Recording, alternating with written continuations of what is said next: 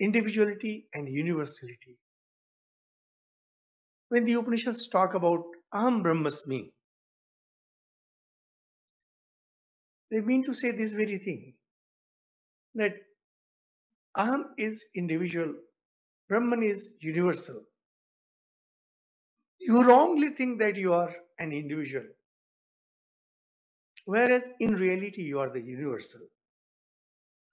Give up this ego and you will realize that you are universal. Sri Ramakrishna very beautifully used to say, Kachami Pakami, unripe ego and ripe ego. Unripe ego is where you identify yourself with the limited. Ripe ego is when you identify yourself with the unlimited. Now this idea, it is there. It is there in our scriptures, but Swamiji has made it so powerfully clear, so glaringly clear, that it's a treat. It's a treat to read and discuss this. What is real individuality? We had given the example of think of a plank of wood. It has an individuality. Unfortunately, that individuality is one with the collective. By collective, we mean that you cannot differentiate one plank from the other. When you make a chair out of it, it now actually gets an individuality. But it moves away from collectivity and is now more towards universality. And when it becomes a well-decorated chair, and from there a throne, is getting more and more individual, is getting more and more individuality, and hence more and more universality. This is the example I use. Real individuality is when you have all the qualities where that differentiates you from the collective. Collective means that which can be replaced by any other thing. How do you, suppose you think of a crowd. There is a political crowd. Some election rally is going on. Why do we say it's a collective? Because if you take away one person and put another, it won't make any difference. But when you think of Einstein at Princeton University, you cannot remove Einstein and replace him with any physics teacher. That means Einstein is special. Individuality actually means speciality. And when we're talking about speciality, actually it is universality. Einstein can behave like an ordinary person. You can use Einstein as a gatekeeper. It happens sometimes. There have been cases where in Russia, when there was this communist revolution, it had forced its mathematics, one particular great mathematician, to act like a janitor. So a great mathematician can act like a janitor, but a janitor cannot act like a professor. Therein lies the individuality of the professor. Therein lies his universality. True individuality lies in universality, not in the smallness of individuality. This is a strange paradox. People who have no quality, when you say no quality means less of universality, is they who talk maximum of individuality. When you compare between a cobbler and a king is not superior because he's a king.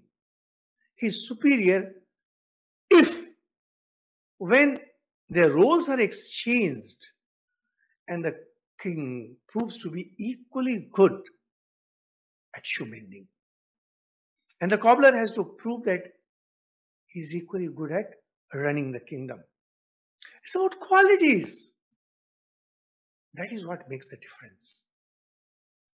True individuality lies where actually you are more universal. He- Here, Swamiji is talking about the individuality where we limit ourselves. Here, individuality means limitedness. Think of a vast snow field.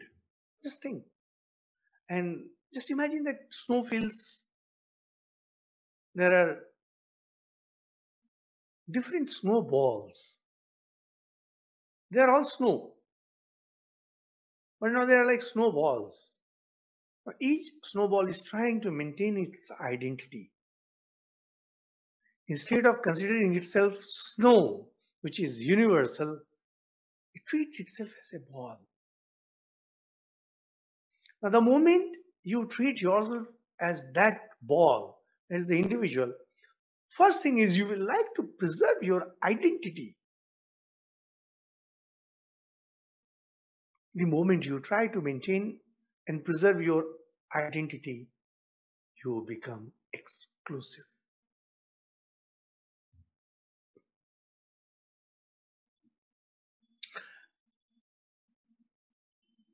When you are inclusive doesn't mean that you don't have a personality.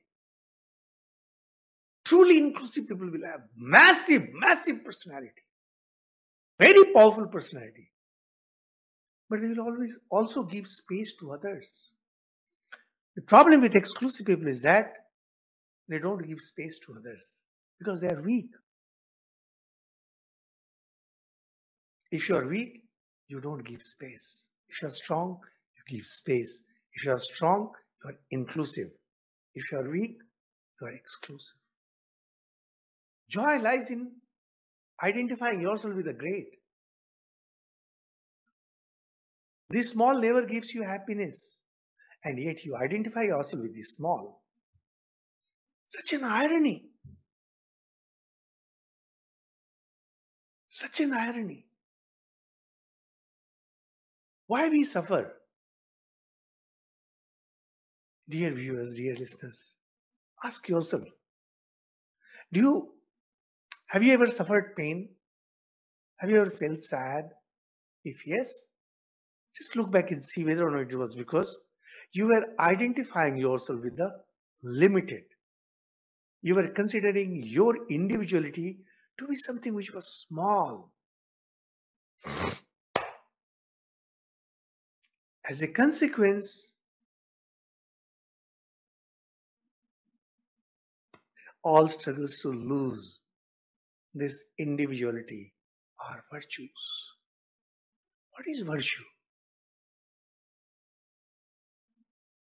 All struggles to lose this individuality. Here in Hindu religion, this idea about individuality and universality and merging this individuality forever in universality is a very fundamental thing with us.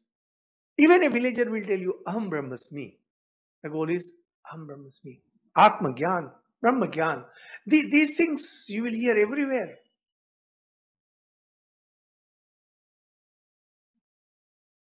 It has entered our bloodstream. Now, whenever you are struggling to break down this individuality, by individuality we mean limitedness, because this is one serious problem with philosophy. Sometimes we use words which have a particular meaning, but you intend to say something different. The real individuality lies in being universal. Unfortunately, we identify our individuality with being ordinary. And by ordinary, we mean replaceable. Factory product, when you look at any factory product, like you go to a shop, you want a soap, you go to a mall. One soap is as good as another soap. There is nothing to choose between. Both the soaps have come from the same factory, same brand, same packaging, same price, everything is same. So one is replaceable by the other. Now, if one soap talks about its individuality, won't it be very stupid? It will be.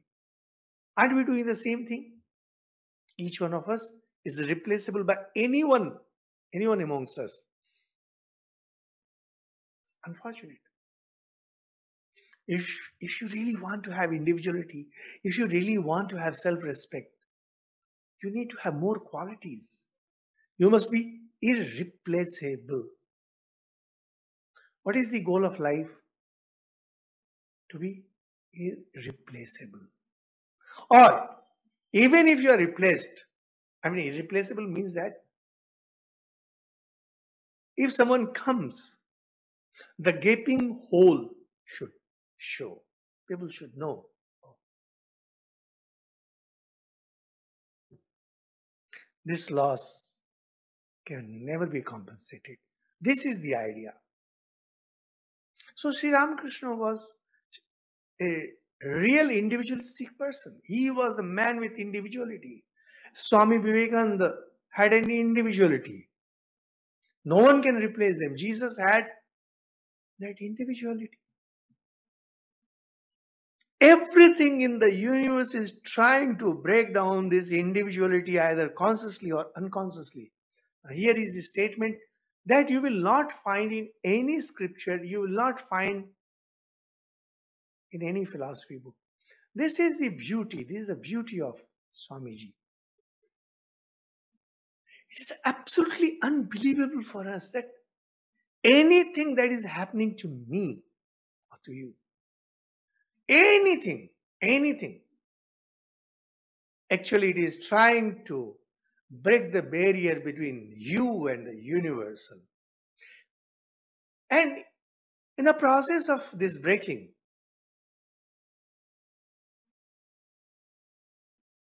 pain is a more powerful blow giver.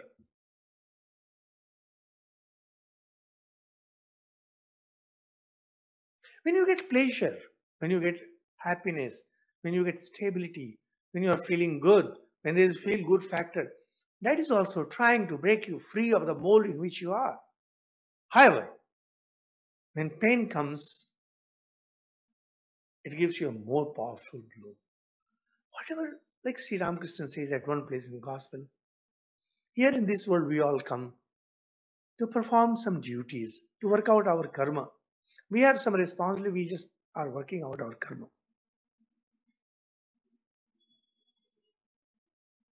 Why? By doing our duty, by performing our duty, by doing this and that, we actually grow. Now, every time we talk about growing, you must have heard of this expression. Growth. Growth is life. What is the meaning of growth? To break down your individuality and be more with the universal. And once you become more universal, more people will get shelter with you. More people will be benefited by you.